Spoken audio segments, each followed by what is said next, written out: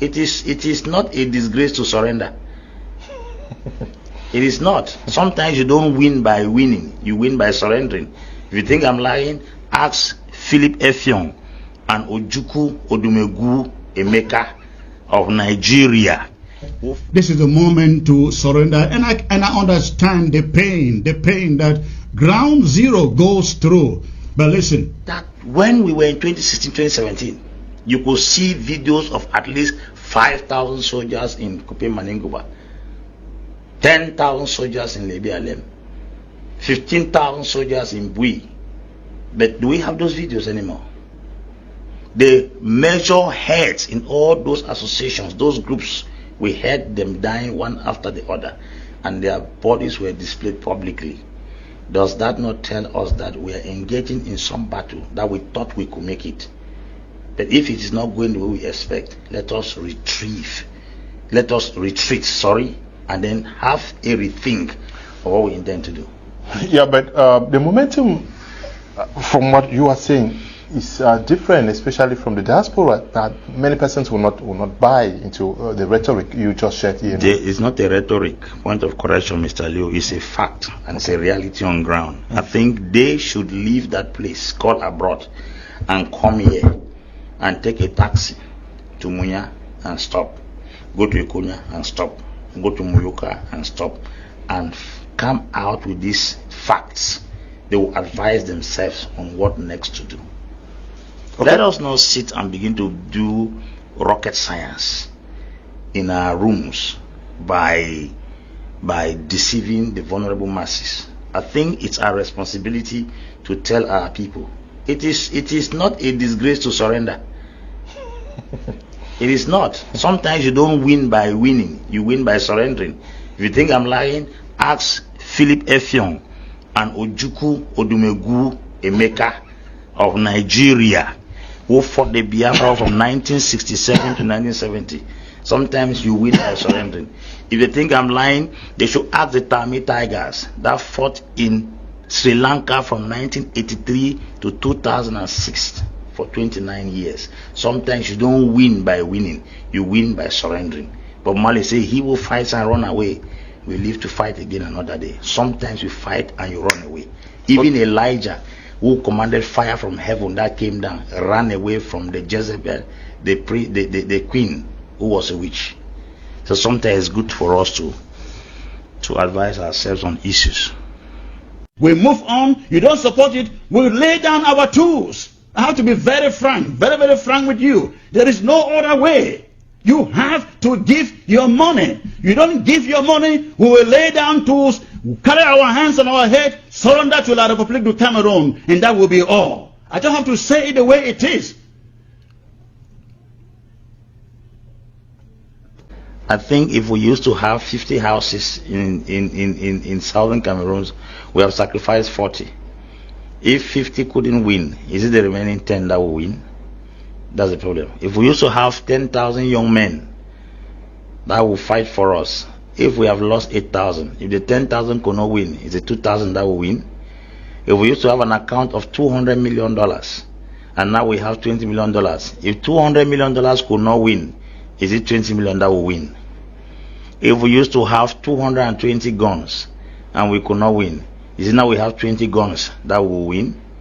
If we used to occupy Boya, Munya, Muyoka, Ekona, Kumba, Etang, Ekondo, Titi, Mbonge, and we could not win, Bayi Koke, we could not win. We used to occupy Bui, Donga Mantong, Boyo, Mezam, we could not win. Is it now that we are only around Bui?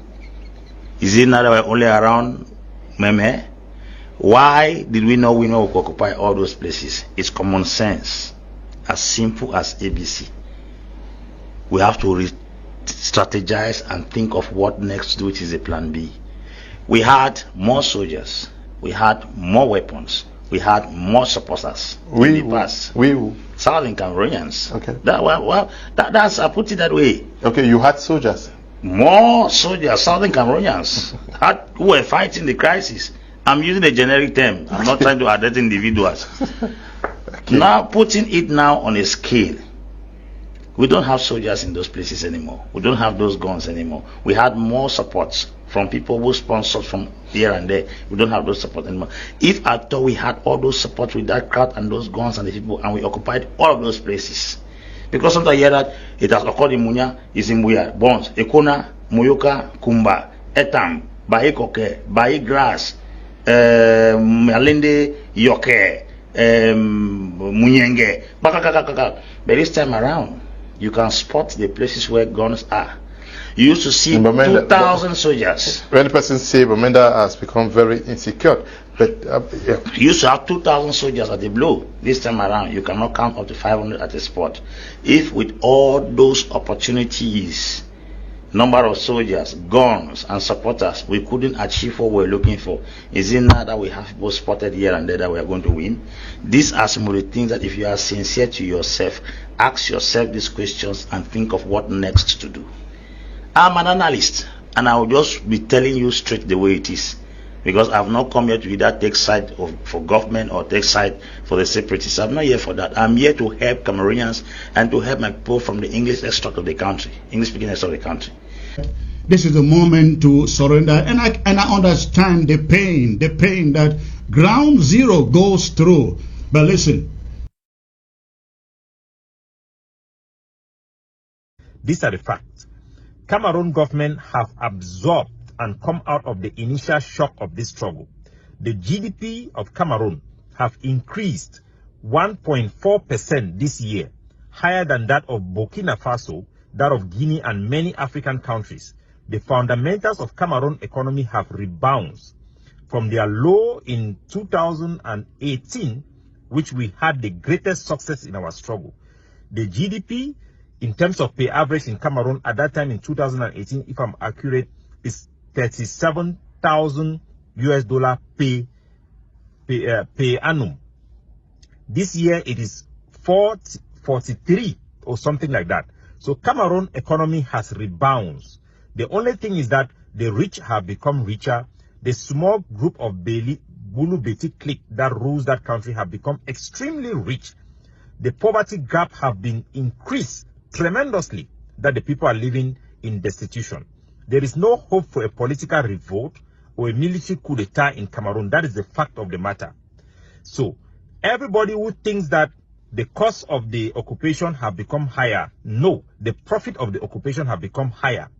The war have been the biggest asset of Paul Biya to remain in power and absorb any political pressure within his own country. Do not be deceived.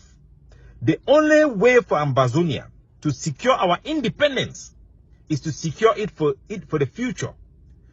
If anybody like Ayabacho, who comes around sharing pictures of other fighters in Ground Zero, these are the facts. For the past 2 years, there is nobody in Ground Zero that have carried out an attack against the Cameroon army and called the name of Ayabacho or called the name of the ADF. None. Nana. That is his track record. We have seen the report card of the ADF. They have declared indefinite lockdown Mamfe Ekok Road. It did not hold for up to 1 week. They asked that every ADF camp should lock down, and it was rejected in Bui. So ADF is an RY group right now. ADF is an extremist group that is doing exactly what Paul Biya wants us to do. We should not be stupid in our anger. It is time for us to do the hard work to come out of this crisis and make progress towards independence for Ambazonia. I have been with you from the beginning, and I will always be honest with you, and I will be frank with you. There is the audio I'm going to release out with my conversation with Rosemary to help the Ambazonian people so that we do the hard work that we need this year. We have 1 year opportunity. So my country people then. Na CAPO Daniel that they talk, na he face, na video, na he voice. No be na something when I go talk say, oh, na countryman do one because na black leg. No. He did talk. Say, their strategies, they don't fail. It don't backfire. The so-called economic sabotage, it don't fail. They don't get no impact, negative impact on the Cameroon economy. Cameroon economy don't bounce back. Despite the Ambazonia terrorist attempts for sabotage the economy, sabotage the CDC, sabotage PAMO, sabotage the economic activity of 2 of 10 regions then, still the economy of Cameroon be resilient. It don't bounce back. Now you talk Cameroon with me. It don't tell una. Despite the effects of coronavirus, despite the global economic activity where we don't get a downturn in so many countries them in the world, they get recession, Cameroon economy, they grow. These are realities and they are facts. For 2018, 2019, this same terrorist, CAPO Daniel, where been a communication person for AGOVC, Ayabacho group, when not them become with this strategy, say, make your territory ungovernable, economic sabotage. Now them they run can't lie for una. Say, oh, International Monetary Fund don't sanction Cameroon. Oh, this one don't do this. They were all lies. At the same time, the same organizations them they will look at the economic forecast for Cameroon. They say and say the country is doing well despite all the attempts. And why that I tell you, there is no war in Cameroon. And why that way since 2016 till today, every single time where the Cameroon government it don't go take loans internationally, they grant them the loans. You know if you loan money for person way, you know say no go pay back. Now because the Cameroon as a government, it get a good credit score, it get an economy where it be active, the economy they grow, so they will make more money this year than they made last year, and they will make more money in 2024 or 2025 than they made in 2024. The economy is growing. During this Ambazuna terrorism, look at what it don't happen for Cameroon for yourself. We don't host the African Nations Cup. In preparation for hosting the African Nations Cup, we don't build brand new stadiums them. For Olembe, the Pobia Stadium, you build one for Douala, renovate the ones for Limbe, renovate the ones for Bafusam, renovate the other ones the way they use them for African Nations Cup. No country will do that if their economy was not strong. No country will do that if there was war in that country. You understand? And then at the same time, we they build infrastructure, we they build power stations, them dams, we they construct roads, highway projects, them they go on. Even the ring road is under construction as I speak for Bamen, for Northwest. Just a few days ago, when I see the sabotage, they go burn the construction equipment. All of those projects require billions and billions of US dollars in American currency, where the Cameroon government they pay. Reconstruction is ongoing. A lot of projects are happening in the country. The economy in Cameroon is strong. It is growing. So all that they are nonsense. And may I digress more. You see, I say this, so the Amber terrorists themselves, they be frustrated. Look at what will happen for Boya a few days ago on Monday, where they come for midnight, they nyati, they dodge police, dodge gendarme, dodge the DO, dodge the SDO, dodge the Cameroon government institutions. They can attack civilian population. They kill some woman, burn motor them for terrorize the Anglophone population, say they want for enforced lockdown. Man, tell you now, that doesn't work in their favor. It works in our favor. We the black legs. Man, explain for now. The status quo, where it means that the current situation as it is, it benefits now we, the black legs, it benefits now President Paul Biya, it benefits now Cameroon government, it benefits Francophones, it benefits CPDM. That is the reality of the stupidity of the Anglophones. They don't create a situation where it backfire on them and they get the unintended consequences of what way they want for Siam. May explain about this particular ghost town. Now, they desperately want the international community for say the Anglophones, they want something. They are agitating for something. But the international community are not stupid. They see the facts, say, the reality on the ground now say the Anglophone population have been held hostage by this band of terrorists. The reality now say when we get to come out for can kill our own civilians them, for force them for stay in the house. That is not civil disobedience. That is terrorism against your own people. That is holding the population hostage. Yes, for 2016, 2017, early on, the Anglophone population, some of them, maybe even a majority, they will do civil disobedience. But they did not know what they were doing. They didn't even know which way they will start them. They were clueless. They were misinformed. They were misguided. You understand? So yes, some people they remove their own picking for school deliberately for past a point. People they come up on the streets, they march on the 22nd of September 2017. Yes, we understand that. And why that way at that time, this band of terrorists, they befit claims that they get some level of legitimacy because they befit talks today, so they represent these people the way they did on the streets. But as time went on, and I wonder what they tell when I say time alone, now the biggest enemy where the amber terrorists they get them. As time goes on, the population they realize their mistake. They want the situation for come back to normalcy because they want to go back for school. They want to continue with their economic activity, and now they be held hostage by their own kingdom. Now they don't want them that stupidity, say economic sabotage. They don't want them that nonsense, say Monday lockdown and ghost towns. They don't want all of these things them. But now they don't have a choice. They are being forced. They lock them inside house. You go for school, they kill your pikin, they burn down the schools, they dig up roads, they burn hospitals them. They come on Monday, can't keep people them. For force the people them, terrorize the people them for stay for house. So that is no longer economic, no longer civil disobedience, but a population that has been held hostage.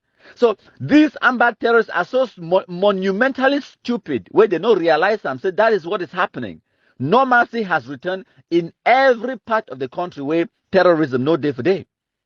Now, whenever they kill the terrorists for any village, that village, they go them out on Monday, carry out their activities like for Boya. This desperate attack where it happened on Monday, where just passed, so today and Saturday, the 3rd. Monday where it passed, so the last Monday for January 2024, was a desperate terrorist attack against your own people for force them, for lock themselves inside the house. It doesn't translate into a win for Ambazonia terrorists on the international community. Any person will know the reality. And they know, just a few days ago, the American ambassador, he be there for Bamenda. He talked to stakeholders them. He see the town for himself. He go around, not just upstation. He attend meetings them. He talk to the chiefs. He talk to elected officials and parliamentarians, the governor for Northwest. He gets security. He passed, he traverse the road from Yaoundé. He no fly into Bamenda, my country people. He drive. Now only a few hours, about 6 hours drive. He drive from Yaoundé, pass Bafoussam, enter Matazem, pass upstation Bamenda, enter inside Bamenda. You see how business is going on. People are just trying to live their normal lives. You know, hear a single gunshot for 3 days. We'll be there for Bamenda. He hold meetings. You don't see no civil disobedience. You don't see none of those things. When I think say they don't know, they know. They understand. And CAPO Daniel, this is self-explain them, say, Paul Biya don't win. The status quo as it is. A favor na President Paul Biya. A favor na Cameroon government. A favor na we the black legs. And he go on for call my name. I know they call me Kunyam titles. I love it. Mr. Abram put poster for 2018. Saying, I am the Kunyam. Now me I be put, I'm not at them. Because I talk for them saying, when you fight Nkunyam inside Potopoto, sooner or later, you will realize that Dan Kunyam is just having fun. Because Dan Kunyam, that swine, inside Potopoto, he's at home. That's where he goes to have fun, to rest, and cool himself down from the heat. He'll go rob himself inside Potopoto willingly. So if amber terrorists, they want for try for fight, a dirty fight inside Potopoto with me, fantastic. I'm just having fun. And now why that way I be tell the political elites, the chiefs, the cabinet government ministers them. I tell them, say, me wanna no worry about fighting amber terrorists in a specific kind of way. They like to fight inside Potopoto, fine. I go fight them inside Potopoto for una chance.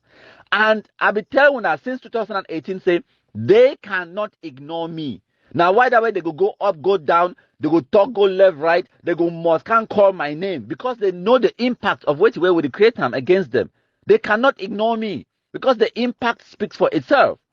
Because we are powerful. We don't assemble. And we know Cameroon government as an institution is know the fight against Ambazonia terrorism. Yes, we get 1 or 2 cabinet members inside the Cameroon government where they fight against Ambazonia terrorism, but those are individual efforts. That is not a government apparatus where they don't roll them out for fight against Ambazonia terrorism. No, now individuals they fight against Ambazonia terrorism inside Cameroon. The government itself is not. Now, why do I tell them? I say, we the black legs don't do a fantastic job for assemble ourselves, for build the formidable team where we get them now on social media, and we are destroying Ambazonia terrorism every single day, and we must march fire for destroy Ambazonia terrorism. Thank you plenty my country people them. It continue. We now listen. La Republic, they get too more. They get a lot of weaknesses, then we'll exploit them. But as I always talk, We never lose an opportunity to lose an opportunity. But I'm saying this so that we should be effective, because there are people out there who have championed this information campaign to make sure that our people will suffer forever and will exist in a state of perpetual violence that will never help us in any way. Any hoodlums, any murderer, Pachia will be buried tomorrow. His funeral program is out already. So we'll follow the events that is going on there. The same people who murdered 2 people in Gozang and lied to you that it was people, there were blacklegs that were investigated. They want to inform you about the truth about Pachia. We all know, we have all spoken to the family, we have spoken to the eyewitnesses, and we have told you who killed that man. Ayabacho is a murderer. It is not something that people have said it. Even Mumu Lucas have come out to clearly tell you people that they murdered 2 people in cold blood in Gozang, innocent civilians. Those who come to equity must come with clean hand. When Ayabacho is talking about Cameroon killing our people, he is a murderer. The ones who are collecting money, millions every day, don't expect that they will ever stop. There is no incentive for people who are collecting millions every day, or those in the diaspora who think they have arrived. There is no hope for us in those people. We must be realistic with our chances and make sure that we take the opportunity that nature has given us. There is time for everything. There is time for war. There is time for peace. There is time for negotiation, and this is our time. We have 1 year, or we will get into a total loss scenario where there will be no hope for our people, and we will live forever in perpetual violence, killing our own people, and like Republic soldiers coming into our territory to do sports in killing our own people. The hawks and the enemies of our people don't want you to know, and they are promoting the war, giving Pobia exactly the excuse he needs to continue to kill our people and attack the poor. They don't want peace. Kunyam Titus, Clovis, all these people making money from this war, they don't want peace. Ayabacho sucking blood from this war don't want peace. CAPO Daniel, he know the surrender because he want for surrender. He know to talk these things then because he want for talk him. He the penny for talk these things then, but he don't come to the realization, say he no get choice. And now because say we don't beat he, we don't defeat he, force he for that situation where he must recognize, say we be more formidable, more powerful than he. And I tell you something, if the appeasement people, they will get their way, say Canada pre-talks or whatever, and then CAPO Daniel can they talk this thing about devolution and all these things, then I know what they for talk.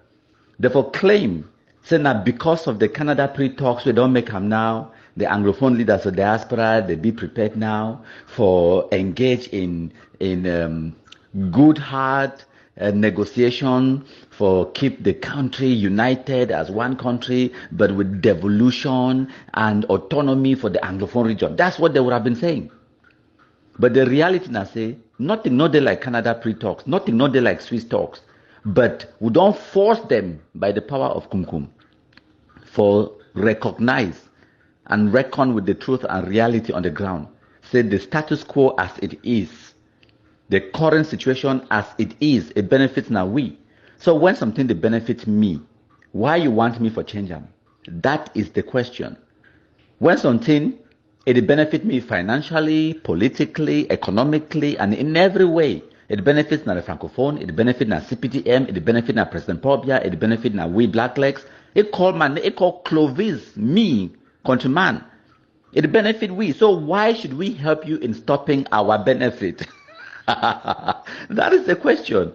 I know ever think that these people they get brain enough for even realize the status quo, the situation as it is. Say it no favor them, it favor now we.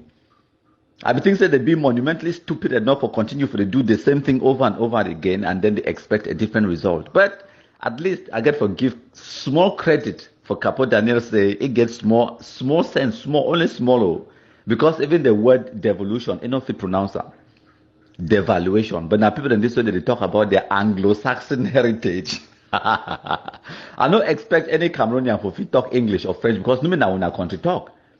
Yes, now European language, both English and French. The English and the French are cousins. They're next to each other. Now Europeans, no in our country talk, no in our language. But when you take gun, go kill your own brothers, then they talk stupidity about Anglo-Saxon heritage. At least be able to talk the language, be able to talk the English. That's the point I'm making. But make I not digress too far. Like I talk, CAPO Daniel and all the other Amber terrorists will go force them for reckon with the reality on the ground. And the Anglophone population where they kill them today, remember saying that them, be radicalized this speaking for Bush, now them buy guns, give them. They call them our boys, our boys. When the terrorists they come now, they turn their guns, they start to kill the Anglophones now. Who are they going to cry to? When I go talk to na President Pobia, they kill now. When I go talk to them, so na President Pobia give the picking the guns. Now President Pobia radicalize them. Now President Pobia send them for Bush. Are they killing President Pobia's family members? No. So we have a job to do. And we have to defeat Ambazuna terrorism by the power of Kumkum. I'm not telling you, even those are the people, the way they talk about negotiation or dialogue or whatever, I'm not telling you. Before you even go sit down for talk with this kind of people in this kind of situation, I talk say you get conflict. I assume say na conflict. I might assume say na war. I assume say na the situation that before you want go the talk with other people than for the other side, you get to display and demonstrate your military might. You get to make sure say you launch the biggest offensive against them, kill them, attack them in every position just before the negotiations and during the negotiations. You make sure say you bully them, you kill them where you terrorize them for the way when they reach that negotiation table, they go agree to whatever you propose them. Okay, now so it's supposed to be. No, I say before when I want to go negotiate, you get to first say, okay, maybe we no kill them, our brothers in the bushes. No, carry go give them, kill them, so that when they reach that negotiation table, you don't take away all their bargaining chips, because negotiation is about bargaining. You give and take, compromise. That's what negotiation is all about. You get to kill them, like how we don't kill a fan, kill no pity, kill Oliver 33X4. That's fantastic. We take away their bargaining chips. So when they reach for if at all, let's assume say they go for negotiation. What did they go fit threaten Cameroon government with? Say no pity will do it. Say Oliver 33X4 will do it. Say a fan big number will do it. What do they have to threaten us with? Because at least Ayabacho, if you talk about ADF mother base for Batibo, what is he going to say now? Chris Anu for Figo talk because he gets some 17 or 18 picking and 2 for Libya Alem where they call themselves Red Dragons of Libya Alem where his brother we call himself Field Marshal. But we don't decimate the whole nonsense. So even if they go negotiate now, they go talk with ma assume say we do we go talk with Chris Anu, it go for they go talk about where to go be na ye bargaining chip, where to go be na ye argument. Say if you don't do me, what destruction can you cause me? Because any person go want go negotiate for stop some for basically you want to give something in order to take something. So you go prevent some damage. Say you fear say they go damage your economy, you fear say they go kill your people, you fear say they go affect you politically, but even CAPO Daniel don't tell us say politically, economically, and in every other way, we are winning. So what do they have to threaten the Cameroon government with? The answer is nothing. And as days go by, the reality they become more and more clearer. When they kill the terrorists, they don't get any means for recruit anymore. They don't get any means for add the numbers, but when they reduce them every single day, they display the die body them for public. All man is saying themselves, they accept and they agree. So when they kill them, and they don't get the capability, they don't raise money, they don't get the support of the Anglophones on the ground. Even lockdown, ghost towns, the Anglophones, they need to respect them. Now why they be forced for kill Anglophones, for terrorize them, hold them in a hostage situation, for force them for stay at home. The international community is seeing that. They know, say these people are just being held hostage. They don't want Ambazuna terrorism. So, in light of all of this reality and these facts, why would you go to negotiate with these terrorists when you can just stay you quiet and annihilate them and kill them all till they become irrelevant and inconsequential? They could just stay for Facebook, they make noise. No man no go there on the ground where it go fit listen to them or carry out their terrorist atrocities them. And that's where they will remain. Non-entities, noisemakers on Facebook. And when we reach a place where we realize that there are some people within us that will not allow us to win or to have the international support by committing war crimes, extremism, and outright terrorism in our name, then we must take stock and say, how can we go forward? Should we allow these criminals to dominate our struggle and our country should remain like this forever? Because right now, Pobia has won. Ayabacho have granted Pobia his wish by committing this crime. Previously, Atanga and Jipo were being blamed for committing this crime to destroy the struggle. Now they don't need to do that because you have a criminal like Ayabacho who is dominating some forces on the ground.